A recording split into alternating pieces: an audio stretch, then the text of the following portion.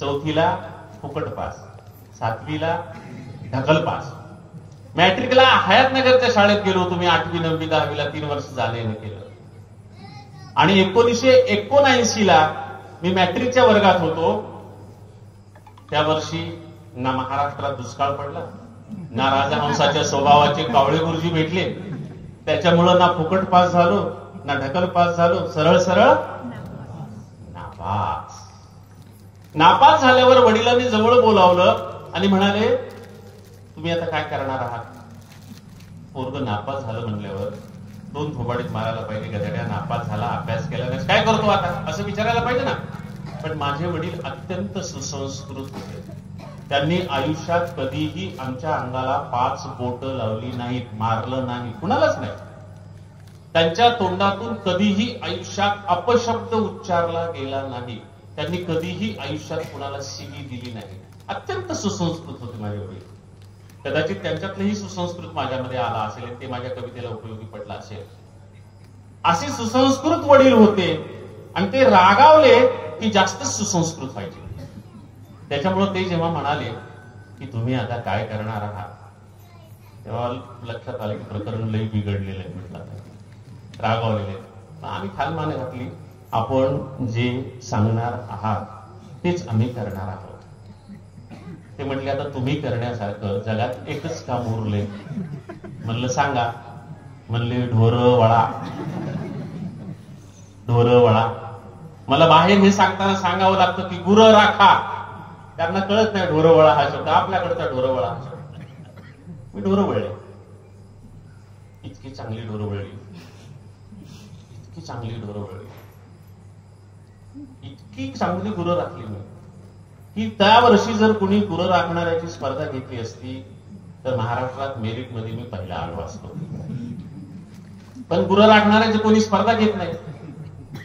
महाराष्ट्राच्या आणि कर्नाटकच्या बाउंड्रीवर दवण हिप्परगा नावाचं गाव आहे. त्या गावामध्ये गुराख्यांच्या स्पर्धा घेतात, सालगड्यांच्या स्पर्धा घेतात, शेतमालकाच्या स्पर्धा घेतात. त्याच्यात मेरिट काढतात आणि बक्षीस देतात. आणि एका वर्षी योगायोगानं मी त्या बक्षीस वितरणाला गेलो होतो. म्हटलं आपल्या लहानपणी जर असं असतं तर माझा नक्की मेरिट मध्ये पहिला नंबर आला असता. पण आमच्या गावात काय कुणी काही घेणार नसतं. तुम्ही म्हणाल काय होतं मेरिट मध्ये येण्यासारखं. मी कधीही गाईला काठीनं मारलं नाही. आमच्या काळात एक खंडीभर गायी होत्या. मी गायींची बिरडी सोडायचो, मी पुढे चालायचो आणि माझ्या गायी माझ्या पाठीमागे यायच्या. बाकीचे गुराखी मागून काठीनं मारत मारत गायीला नेतात ना, मला तसं कधी करावं लागायचं नाही. शेतात गेल्यावर बांधावर गायी चारताना एखादी गाय पिकात गेली तर मी कधीही काठी मारून तिला पिकाच्या बाहेर काढलं नाही. मी तिच्या गळ्याला धरायचो आणि बांधावर घेऊन यायचो. बांधावर घेऊन यायचो. एखादी धसमुसली गाय ऐकली नाही तर मी तिला पिकात सोडायचो, मी बांधावर यायचो आणि उंच आवाजात रडायचो. काय कारण होतं रडायचं. तर मला वाटायचं ह्या शेताचा मालक आता येईल, माझी गाय त्याच्या पिकात गेलेली पाहिजे आणि ती गाय पिकात चरत असताना हा बांधावर उभा आहे असं पाहून त्या गायीच्या आधी मला झोडपील, मारील. त्या माराच्या भीतीनं मला रडू यायचं आणि मी उंच आवाजात रडायचो. मी रडलो की माझी पिकातली गाय माझ्या जवळ येऊन उभी राहायची आणि माझ्याकडे पाहायची, काहून रडायला माझं लेकरू म्हणून. मला वाटायचं गायी गवत खातात, आपण भाकरी खातो. आपण गवत का खाऊ नये, गायीनं भाकरी का खाऊ नये. म्हणून बाईनं सकाळी बांधून दिलेलं जे गठुडं असायचं भाकरीचं, त्यातली कोरकोर भाकर मी गायीच्या वासरांना चारायचो आणि गायीच्या पाठीमागं दिवसभर गवताचे कोवळे कोवळे तुरे खाऊन राहायचो. गवताचे कधी कोवळे तुरे तुम्ही खाल्लेले आहेत का? खाल्ले नाही, कारण कधी गरज पडली नसेल. पण मी हौसेनं खाल्ले, मुद्दाम खाऊन पाहिले. अत्यंत चवदार असतात गवत. आपण गवत खात नाही, जनावर फार प्रेमानं गवत खातात. किती प्रकार आहेत गवतामध्ये, किती प्रकार आहेत गवतामध्ये. जवळजवळ 70च्या आसपास गवतामधल्या चवी मी चाखलेल्या आहेत. आपल्या सगळ्या भाज्या गवतच आहेत. जास्त चवदार गवत बाजूला काढून आपण त्याच्या भाज्या केल्या आणि आणखी कितीतरी गवत आपण बाजूला ठेवली, त्याच्यामध्ये भाज्या आहेत. आदिवासी लोक रानभाज्या म्हणून त्याच भाज्या खात असतात, आपण खात नसतो. मी पुढे सांगितल्याप्रमाणे आर पाटील मित्र झाले. त्यांना वेळ असला की 4-4 दिवस मुंबईला बोलवायचे. त्यांच्या चित्रकूट बंगल्यावर आम्ही असायचो. कधी वेळ मिळाला तर आवर्जून ते आम्हाला तिथल्या सगळ्यात मोठ्या ताज हॉटेलमध्ये जेवायला न्यायचे आणि तिथं काय काय पदार्थ खाऊ घालायचे. पण तिथं सुद्धा मला त्या गवसा इतक्या चवीचे पदार्थ खायला मिळाले नाहीत. मला सांगा, अशी गुरं कुणी राखली असतील काय?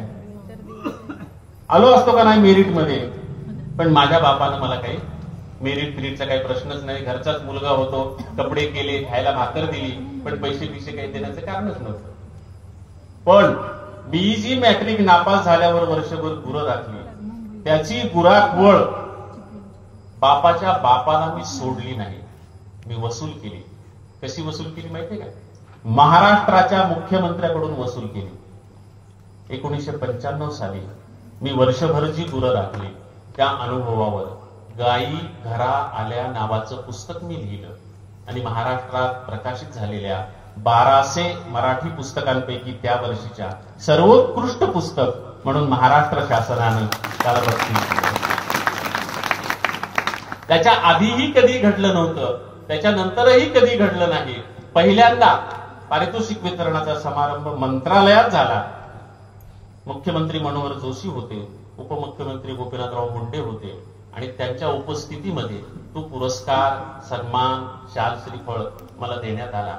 मी ही गोष्ट नेहमीच कॉलेजच्या गॅदरिंग मध्ये मुलांना सांगतो आणि खेड्यापाड्यातून मुलं आलेली असतात, त्यांना सांगतो कुणावर कशी परिस्थिती आहे सांगता येत नाही, पण जे काम आपल्या वाट्याला आलं ते इतक्या प्रामाणिकपणे करा, इतकं चांगलं करा की जगात ते तितकं चांगलं कुणीच केलं नसलं पाहिजे.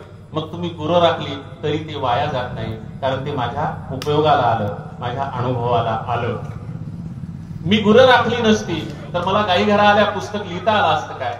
गाई घरा आल्या पुस्तक लिहिलं नसतं तर मला शासनाचा पुरस्कार मिळाला असता काय?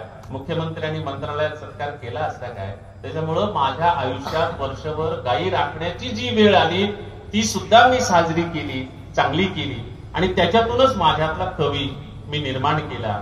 5वीच्या पुस्तकात तुम्हाला अभ्यासक्रमाला माझी बाप नावाची कविता होती. सध्या 3रीच्या पुस्तकामध्ये दोस्त नावाची कविता आहे. मध्यंतरी रविवार नावाची कविता मॅट्रिकच्या पुस्तकामध्ये होती. 9वीच्या पुस्तकात काही काळ माझ्या गावचं पाणी नावाची कविता होती. सगळ्या अभ्यासक्रमाला म्हणजे ज्या शाळेत बसून मी कविता लिहायला शिकलो त्याच वर्गामध्ये पुढे चालून माझ्या कविता अभ्यासाला आल्या आणि महाराष्ट्रातला लोकप्रिय कवी म्हणून मला मान्यता मिळाली. सगळ्या जगानं बोलवलं, सगळ्या जगानं कौतुक केलं, मुख्यमंत्र्यांनी मंत्रालयात बोलावून कौतुक केलं, पण माझ्या शाळेनं आणि माझ्या आजोळानं माझं कौतुक आजपर्यंत केलेलं नव्हतं. ते कौतुक आज पहिल्यांदा माझ्या आजानं एमकोबानं केलं. त्याच्यामुळं माझ्या ह्या एमकोबाचा मी खूप खूप आभारी आहे. काट्या कुट्याचा तुडवी